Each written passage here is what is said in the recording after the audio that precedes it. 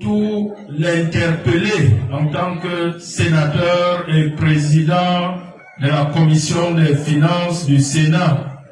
Madame la sénatrice, vous êtes nos représentants au Parlement des élus locaux.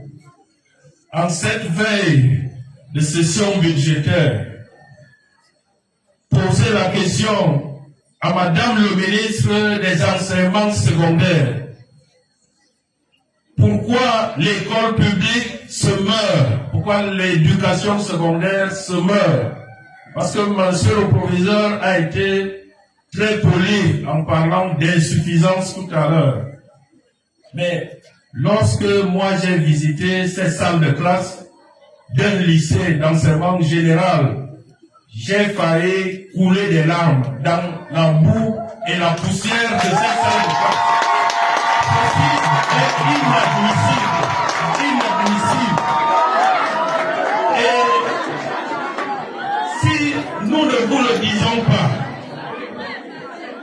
on ne peut pas laisser l'école publique dont le délégué départemental vient de faire un beau poème ici. C'est l'école publique qui a la vocation de relever les enfants issus de nos petites classes sociales. C'est l'école publique qui doit fabriquer les testeurs. Nos parents ici n'ont pas de millions pour aller payer les écoles privées. Ils n'ont que ces lycées publics. Et c'est là que vont partir les grands testeurs qui vont assurer des entreprises, l'État. Ici, je ne vois que des talents. Il n'y a pas un enfant camp ici. Quand on atteint un taux de réussite de 0% au bac, ça veut dire qu'il y a un échec total du système. Et c'est inadmissible.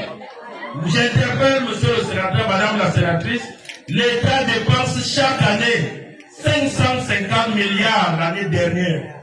Prenons seulement 10%.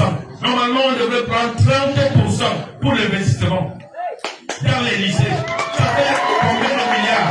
150 milliards. Et chaque conseil régional aurait 5 milliards. Il n'y aurait pas des poubelles comme ça comme lycée.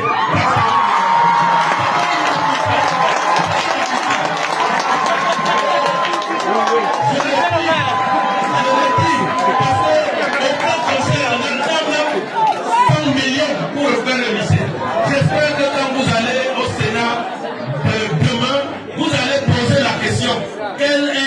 Combien de milliards avez-vous transféré aux conseils régionaux pour réhabiliter tous les lycées du Cameroun? C'est inadmissible. Je le dis parce que la décentralisation a bien avancé dans l'éducation de base. Le bassin de Télé comporte 6 écoles primaires. Donc, une école confessionnelle, mon ancienne école de Condé d'ici.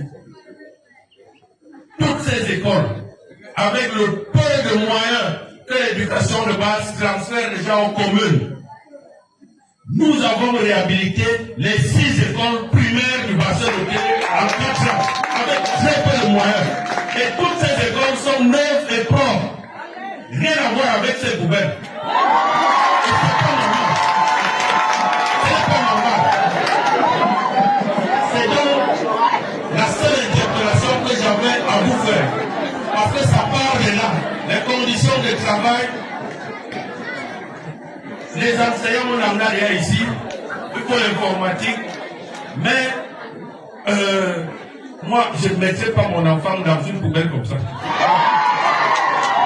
Mon enfant ne peut pas étudier dans une poubelle comme ça. Et quand je refais les écoles primaires, je me mets à la place des enfants, des tout petits enfants, la maternelle, l'école primaire, ils vont s'asseoir dans ces salles de classe. Et c'est pour ça que nous faisons cet effort à l'école primaire. Il faut qu'à l'enseignement secondaire, la décentralisation avance et les enseignants et les ressources qu'on mette à la disposition totale du conseil régional, il y aura la présence effective des enseignants, il y aura l'entretien des bâtiments et nous allons retrouver une école publique capable de fabriquer de grands destins. Tous ces enfants peuvent faire de grandes personnes demain si on met les moyens, si on les accompagne. Je vous remercie pour votre